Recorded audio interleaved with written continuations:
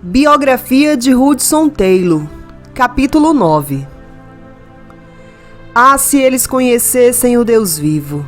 Hudson saiu dos portões do composto inglês e dirigiu-se ao rio Wangpo. O criado do Dr. Lockhart o seguia à distância. Contudo, mesmo ansioso para chegar ao escritório do consulado, Hudson não podia deixar de parar ao longo do caminho. Tudo fascinava. Xangai era muito diferente de Londres. Com certeza, Londres era agitada, mas Xangai parecia muito mais. Mesmo que a cidade estivesse totalmente cercada, parecia haver atividade. Ao lado da estrada enlameada, havia um homem velho fazendo lanternas de papel vermelho. Dois meninos vendiam pássaros de cores vivas em gaiolas de bambu. Outro homem vendia frutas verdes de formato oval, diferente de qualquer coisa que Hudson viu antes. Uma mulher agachada amamentava um bebê ao lado de um tapetinho de grama com copos de arroz cozido arrumados. Quem não vendia alguma coisa parecia carregar algo. Como nas docas no dia anterior, homens entravam e saíam da multidão, equilibrando varas de bambu nos ombros. Um homem se apressou e passou por ele, com galos vivos amarrados pelos pés e pendurados na vara de bambu. Outro homem tinha almofadas de seda bordadas, amarradas à vara. Os jovens também passavam empurrando carrinhos de mão, carregados com grandes vasos de barro cheios de água. Em todo lugar havia o som de pessoas falando, rindo e fazendo trocas. O ar também estava repleto de cheiros interessantes, de comida em grandes panelas sobre fogueiras acesas a céu aberto. Porcos, galinhas e patos vivos, incenso perfumado vendido por comerciantes e esgotos abertos que corriam ao longo da rua. Os odores permaneciam no ar, às vezes fazendo Hudson querer respirar profundamente para saboreá-los e outras vezes instigando nele o desejo de vomitar. Ao caminhar, ele se perguntava como poderia descrever a cena na carta seguinte para Amélia. A única coisa que ele conseguia pensar como comparação era sua visita à grande exposição em Londres 2 anos antes. Mas quão ordenada ela era se comparada a isso. De poucos em poucos metros, ele parava para examinar algo à venda ou espiar pelos portões. No entanto, ele também estava ansioso para pegar a carta de crédito da Sociedade de Evangelização Chinesa, junto com as instruções sobre onde e como proceder na criação da missão em Xangai. Ele pensava que a primeira coisa que desejariam fazer seria encontrar um lugar permanente para viver enquanto ele se preparava para entrar no coração da China. O consulado britânico surgiu na frente dele mais uma vez. Hudson subiu os degraus do consulado e entrou olhando para trás, para o criado do Dr. Lockhart. Percebeu que ele ficou à espera no começo das escadas. Quão agradável era sentir-se capaz de ler todos os cartazes e gráficos e saber que ele falava o mesmo idioma que qualquer outra pessoa na sala. Havia uma fila no balcão do correio, e Hudson estava atrás de uma mulher com um vestido longo e arqueado que apertava sua cintura. Seu vestido teria sido perfeitamente normal em Londres, mas em Xangai parecia fora de lugar e impraticável para as ruas lotadas e lamacentas. Por fim, Hudson se aproximou para coletar suas cartas. Ele disse seu nome com nitidez e estendeu as mãos pronto para a pilha de cartas. O balconista entregou-lhe apenas uma carta. Hudson reconheceu de imediato a caligrafia no envelope como de sua mãe. Ele esperou por mais cartas, mas em vez de entregar mais cartas, o funcionário lhe disse: 2 shillings, por favor. Não há postagem suficiente para esta carta, você deve a diferença. Hudson enfiou a mão no bolso do casaco e entregou os 2 shillings ao balconista, que registrou o valor em um livro e carimbou, pago, ao lado dele. Ainda assim, Hudson esperou com paciência por mais cartas. O funcionário parecia intrigado. É isso, senhor, disse antes de se dirigir ao homem que estava na fila de trás dele. Hudson afastou-se do balcão do correio com as palavras "É isso, senhor", soando nos ouvidos. Não podia ser só isso. Havia apenas uma carta. O casal Burdon lhe dissera que o navio de correio vinha da Inglaterra todos os meses. Eles eram muito mais rápidos para fazer a viagem da Inglaterra que um veleiro como o Dunfry. Então, como poderia haver apenas uma carta e que esta não fosse da Sociedade de Evangelização Chinesa? Onde estava sua carta de crédito? Ele precisava da carta agora. O que eles esperavam que ele fizesse na China sem dinheiro e sem instruções sobre como proceder? Outro pensamento lhe cruzou a mente. Como faço para manter o fato de que não recebi nenhuma carta de crédito do conhecimento de outros missionários? Após apenas uma noite no complexo da Sociedade Missionária de Londres, Hudson sentia que os outros missionários achavam que a Sociedade de Evangelização Chinesa era uma piada. O que eles pensariam quando descobrissem que o grupo deixara sem dinheiro ou instruções sobre o que fazer? Hudson ainda estava atordoado quando deixou o consulado britânico e dirigiu-se às docas. A névoa havia desaparecido e a visão do Dumfries navegando pelo rio o animava. Fazia apenas um dia, mas parecia um longo período desde que vira o capitão Morris. O Dumfries atracou em meio a muitos gritos e acenos. Assim que o piloto desembarcou, Hudson foi autorizado a subir a bordo. O capitão Morris ficou feliz em vê-lo e deu-lhe um aperto de mão afetuoso. Então ele ordenou que a tripulação baixasse a bagagem de Hudson para o cais. Hudson estava agradecido pelo fato do Dr. Luke Hare ter enviado seu servo com instruções de ajudá-lo a levar os pertences de volta ao complexo. Não havia forma de ele fazer os trabalhadores o compreenderem. Os ajudantes ou colonos, como eles eram chamados, ficavam espalhados nas docas. O criado do Dr. Luke Hare rapidamente contratou 7 colonos para transportar os pertences de Hudson ao complexo. Eles amarraram suas coisas em cordas e as suspenderam nas varas de bambu. O primeiro colono levou a sanfona de Hudson pendurada em uma extremidade da vara de bambu, equilibrados por vários pacotes de livros na outra extremidade. 2 dos outros colonos passaram uma corda através das alças de seu baú marítimo e o levava suspenso por uma vara de bambu entre si. O bambu saltava para cima e para baixo enquanto caminhavam. Hudson liderava a procissão de colonos pelas ruas de volta ao complexo. Enquanto andavam, misturavam-se ao ruído da atividade à sua volta. Em apenas uma tarde, Hudson desembarcou seus pertences e os organizou em seu quarto. Infelizmente, seu par extra de sapatos ficara encharcado da viagem. Provavelmente quando a tampa da escotilha cedeu na tempestade no mar da Irlanda, e assim foi preciso se desfazer dele.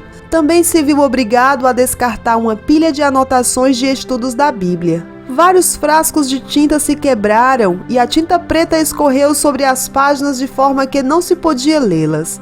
Ao desfazer as malas, teve muito tempo para pensar no que fazer em seguida. Leu a carta de sua mãe repetidas vezes, esperando que de alguma forma ela lhe desse uma resposta, mas não havia nada. No domingo à tarde, ele começou a ficar inquieto. Nenhum navio de correio chegara, e ele não dormia bem. O som das balas de canhão no alvo o mantinha acordado à noite. Por isso foi um grande alívio quando Alexander Wheeler, o impressor da Sociedade Missionária de Londres, ofereceu-se para levar Hudson a um passeio pela antiga cidade murada. A cidade velha estava cercada em 3 de seus lados por 50.000 soldados do exército imperial. No quarto lado estava o assentamento internacional. Enquanto caminhavam pelas ruas movimentadas do assentamento internacional em direção à cidade velha, Alexander Wheeler explicou que por causa do Tratado de Nanquim, o exército imperial não detinha poder sobre o assentamento internacional.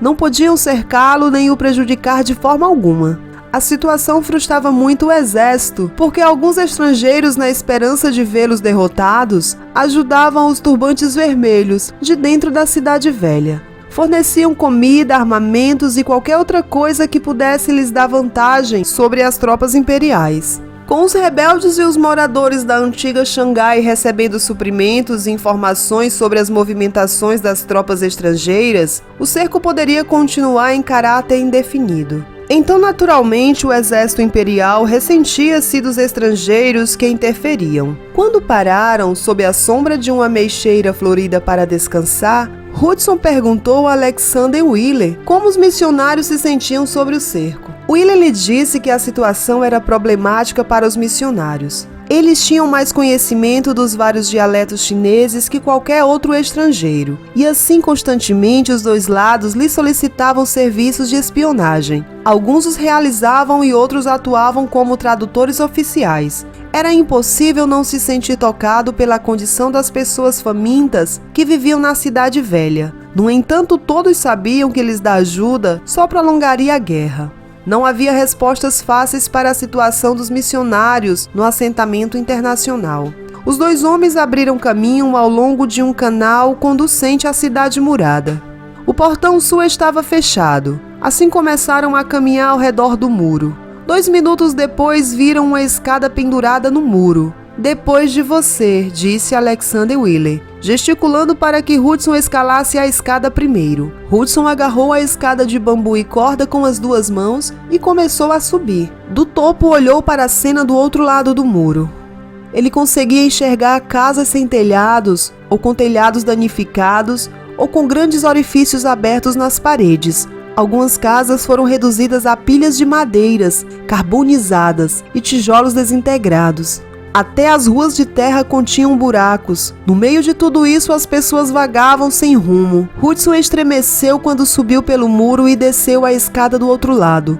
Uma coisa era ouvir os barulhos da guerra, outra coisa era ver a sua destruição. Alexander Wiley o seguia de perto. A cena não parecia incomodá-lo. Hudson supôs que hoje a situação não parecia mais desesperadora para ele que qualquer outro dia. Juntos começaram a andar na direção de um templo budista. Ao longo do caminho, Wiley e Hudson entregavam folhetos. Ao fazê-lo, Hudson orava em silêncio para que fossem lidos antes de serem queimados como combustível ou empilhados para fechar algum buraco na parede. Alexander Wiley parou muitas vezes para conversar com as pessoas, e Hudson invejou a maneira como ele conseguia passar do inglês para o chinês e vice-versa. Eles chegaram ao templo budista e um sacerdote de túnica amarela os cumprimentou. No templo, Hudson podia ver homens e mulheres queimando incenso e rezando para uma grande estátua de Buda, feita de pedra. Ele observou com atenção. Em toda a sua vida nunca vira nada além de igrejas cristãs. E o que o impressionou ao ver a cena não era a diferença entre o templo budista e as igrejas cristãs, mas a sinceridade com que os adoradores veneravam uma estátua de pedra. Ele pensou: "Ah, se eles conhecessem o Deus vivo." Ainda pensando nos adoradores budistas, Hudson seguiu Wiley até o portão norte. Quando se aproximaram, puderam ouvir gritos e berros. Algum tipo de luta estava acontecendo. Wiley estendeu a mão e parou Hudson. Era perigoso aproximar-se dos combates, explicou. Mesmo que não se aproximassem da luta, o resultado estava logo à frente deles. Corpos mutilados ou sem vida eram arrastados. Hudson se sentiu aliviado quando eles se aproximaram de uma capela da Sociedade Missionária de Londres e ouviu alguém cantar. As pessoas estavam de pé em silêncio na parte de trás da capela, onde o Dr. Medhurst começara a pregar um sermão. Hudson concentrou-se de modo total no chinês do Dr. Medhurst. Era tão difícil entender as palavras quando os sons fluíam juntos, no que soava mais como um cântico que uma fala. Ele olhou à volta da capela. Uma de suas paredes tinha um buraco feito por uma bala de canhão e uma pilha de cadeiras esmagadas estava ao lado do buraco. Após o culto, os homens conversaram com o Dr. Medhurst, que concordou em encontrá-los no portão norte em meia hora. Ele tinha algo a fazer e Alexander Wiley queria mostrar a Hudson algumas das ruas de trás perto da capela. Eles andaram uns 400 metros quando um grupo de homens com turbantes vermelhos apareceu diante deles. Quando se aproximaram, Hudson percebeu que empurravam um pequeno canhão. Dos olhares satisfeitos no rosto deles, depreendeu que acabava de capturá-lo do exército imperial. Atrás deles estavam 5 homens, chutando e gritando, sendo arrastados por suas tranças. Era claro pelos uniformes que eram soldados do exército imperial. Assim que viram Hudson e Alexander Wiley, pegaram nas roupas deles. Um dos soldados conseguiu segurar as calças de Hudson, mas um turbante vermelho o empurrou para longe. Hudson não precisava entender as palavras para perceber que pediam ajuda. O olhar suplicante dizia tudo. Os 2 missionários ficaram de pé, indefesos, enquanto o grupo dobrava uma esquina e desaparecia de vista. Eles nada poderiam fazer pelos homens diante da turba. Hudson perguntou a Alexander Wheeler o que lhe aconteceria. Wheeler explicou que eles eram soldados capturados e seriam decapitados. Disse a Hudson tratar-se da morte mais temida pelos chineses, pois acreditavam que se alguém entrasse na vida após a morte sem a cabeça, teria de viver assim por toda a eternidade. Por isso era tão difícil conseguir que uma pessoa chinesa concordasse com uma amputação, acrescentou. Hudson ainda tentava tirar da mente a imagem do homem suplicante, quando viram uma trilha de sangue fresco no local onde concordaram em encontrar o Dr. Medhurst. Temendo o pior, eles seguiram a trilha até o assentamento internacional. Felizmente o Dr. Medhurst não ficara ferido, mas tinha uma história tremenda para contar. Enquanto esperava Hudson e Alexander Wheeler, ele começou a conversar com 2 colonos. Ele ouviu o tiro do canhão e então decidiu que seria melhor continuar caminhando sozinho. Ele andou cerca de 3 metros quando uma bola de canhão passou assobiando por sobre sua cabeça e caiu exatamente onde estivera parado. Os 2 colonos tiveram os tornozelos esmagados. O sangue fluía de suas pernas quando eles foram levados para o hospital, o que explicava a trilha de sangue. A única esperança de sobrevivência para qualquer um dos colonos consistia em ter as pernas amputadas, recusada pelos 2. O que se poderia fazer era deixá-los confortáveis enquanto aguardavam a morte. Os missionários voltaram para o complexo da Sociedade Missionária de Londres e Hudson foi para o quarto perplexo com tudo o que vira. Quão diferente tudo isso era das tardes de domingos na Inglaterra. Ele se preparara para muitas coisas ao chegar na China, mas não para estar no meio de uma guerra. O pior, no meio de todo o sofrimento que vira, ele se sentia inútil. Na cidade velha, homens, mulheres e crianças oravam em santuários para seus ancestrais e ídolos de pedras, enquanto ele conhecia o Deus verdadeiro e vivo que realmente poderia responder suas orações. Seu coração queimava para dizer a essas pessoas a respeito do amor de Deus, mas ele não sabia falar uma palavra de chinês. Se ele fosse cumprir seu ardente desejo de compartilhar o evangelho com o povo da China, precisaria aprender chinês e aprender rápido.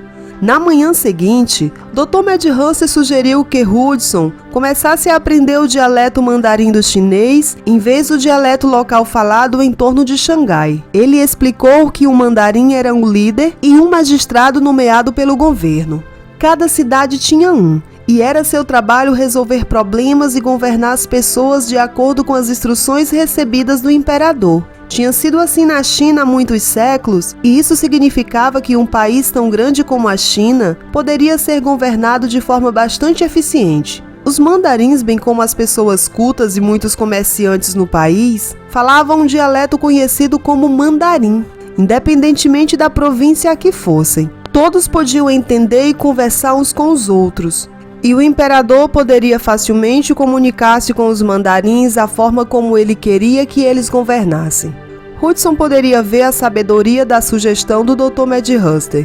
Ao aprender o dialeto mandarim, ele poderia se comunicar com as pessoas aonde quer que fosse, mesmo no coração da China. Dr. Medhurst providenciou que um tutor ensinasse a Hudson mandarim. Por isso, todas as manhãs, o tutor e Hudson passavam várias horas estudando a língua.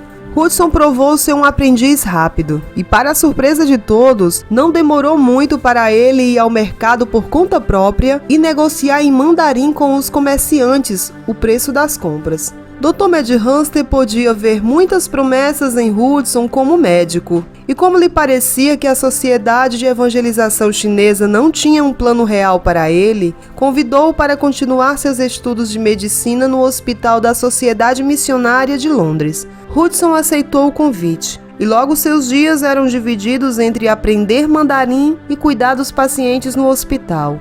Ele estava ocupado, sim, mas ainda não se sentia completo. Encontrava-se na China, mas apenas na planície costeira. Ele queria se mudar para o interior, mas primeiro precisava de dinheiro e instruções da Sociedade de Evangelização Chinesa. Por que eles demoravam tanto tempo?